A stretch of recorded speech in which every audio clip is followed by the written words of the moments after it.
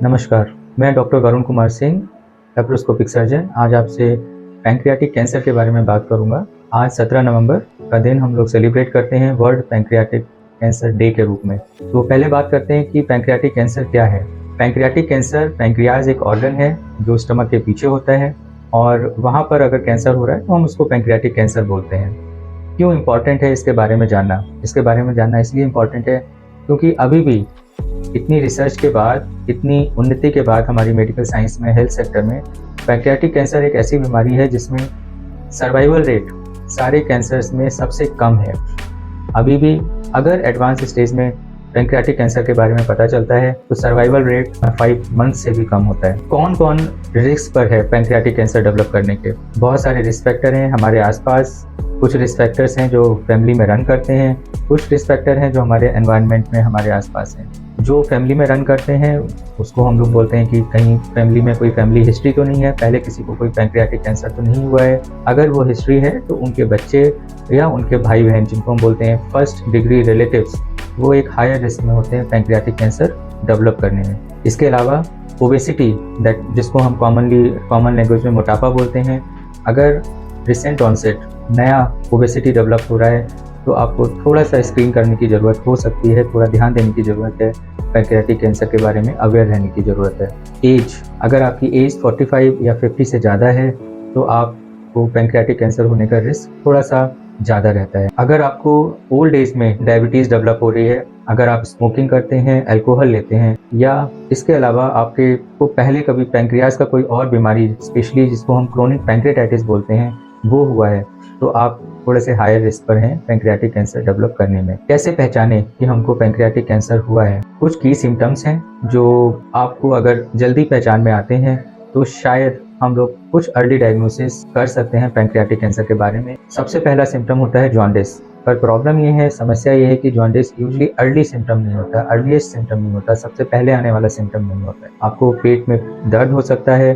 Commonly हम लोग जब कोई पेट का बीमारी होती है तो अक्सर डॉक्टर्स के पास गैस का प्रॉब्लम लेके जाते हैं, पर वो गैस एक कॉमन सिम्टम है, लेकिन वो क्यों हो रहा है उसके बारे में जानना जरूरी है। ओवर द काउंटर दवा लेके उसको सप्रेस करने की जरूरत नहीं है। ये पेन, अगर पेट में दर्द है, साथ में आपको पीठ में भी दर्द है, वो पेट का दर्द पीछे की तरफ जाता है, तब भी आपको थोड़ा सा स्क्रीन करने की जरूरत है कि वो क्यों हो रहा है। इसके अलावा अगर न्यू ऑनसेट डायबिटीज, जो हम पहले भी बात कर चुके हैं, और डायबिटीज में यूजली वेट गेन होता है, लेकिन अगर आपको डायबिटीज रिसेंटली हो रहा है, ओल्ड एज में आके डायबिटीज हो रहा है और साथ में आपका वेट कम हो रहा है, वजन लूज कर रहे हैं, आपका खाने पीने की इच्छा भी घट रही है, अगेन आपको पैंक्रियाटिक कैंसर को स्क्रीन करने का जरूरत है। इसके अलावा अगर आपको पैरों की वेन्स में, पैरों की जो खून ले जाने वाली शिराएं हैं, अगर उसमें ब्लड क्लॉट जम रहा है तो वो भी एक सिम्टम है और आपको सोचना चाहिए कि ये सडनली क्यों हो रहा है। इसके अलावा चेंज्ड बाउल हैबिट्स, आपको डायरिया होता है, फिर कॉन्स्टिपेशन होता है, फिर से डायरिया होता है, आपका स्टूल अगर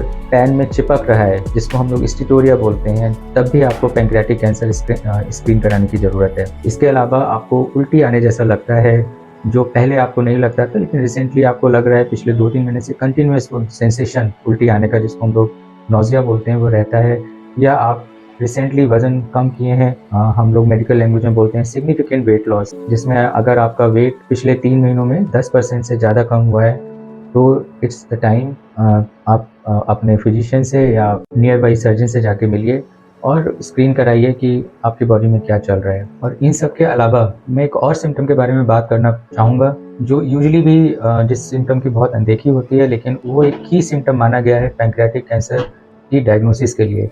वो सिम्टम है डिप्रेशन। अगर आपको लगता है कि आप एक न्यूली ऑनसेट डिप्रेशन या दुखी रह रहे हैं आजकल, तो along with all these symptoms it's time to go ahead and visit your surgeon again. How to diagnose, कैसे डायग्नोसिस करेंगे? बेस्ट तरीका है, कोई भी सिम्टम को ओवर द काउंटर दवा लेके ठीक नहीं करें। आप जाइए, आप कोई फैमिली फिजिशियन है, नहीं तो कहीं भी नियर बाई हॉस्पिटल में कोई सर्जन है, आप उनसे मिलिए जाके। पैंक्रियाटिक कैंसर इसेंशियली एक सर्जिकल डिजीज़ है।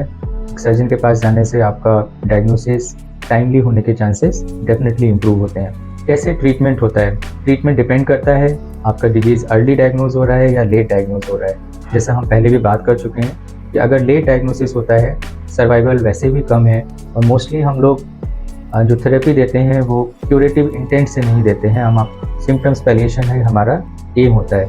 लेकिन अगर डिजीज़ अर्ली डायग्नोसिस हो रही है तो मल्टी मोडालिटी ट्रीटमेंट, आपको कीमोथेरेपी भी दी जा सकती है, रेडियोथेरेपी भी दी जा सकती है, और सबसे इम्पॉर्टेंट चीज़, आपको एक सर्जरी की ज़रूरत पड़ेगी जिसमें से पैंक्रियाज का वो हिस्सा जहाँ पे ट्यूमर है उसको हटाना पड़ेगा और साथ में इसको जोड़ना, बाकी हिस्सों को जोड़ना पड़ेगा। ये सर्जरी हम लोग ओपन भी करते हैं, लैप्रोस्कोपिक भी होती है और रोबोटिक भी होती है। तो आज 17 नवंबर वर्ल्ड पैंक्रियाटिक डे के अवसर पर मेरा फाइनल टेक होम मैसेज यही है कि जो चीज़ें अभी हमने डिस्कस की हैं, वो सिम्टम्स अगर आप एक्सपीरियंस करते हैं तो आप अपने नियर बाई सर्जन से मिलें, नियर बाई हॉस्पिटल जाएँ और स्क्रीन कराएं कि कहीं आपको पैंक्रियाटिक कैंसर तो नहीं है। क्यों? अगेन मैं ये बात रिपीट करूंगा, क्योंकि पैंक्रियाटिक कैंसर का सर्वाइवल अभी भी सारे कैंसर्स के सर्वाइवल के कंपैरिजन में सबसे कम है। इसके अलावा अगर आपको कोई और जानकारी चाहिए तो आप दिए गए लिंक पर क्लिक करके उसके बारे में और जानकारी ले सकते हैं। धन्यवाद, खुश रहिए, हेल्दी रहिए।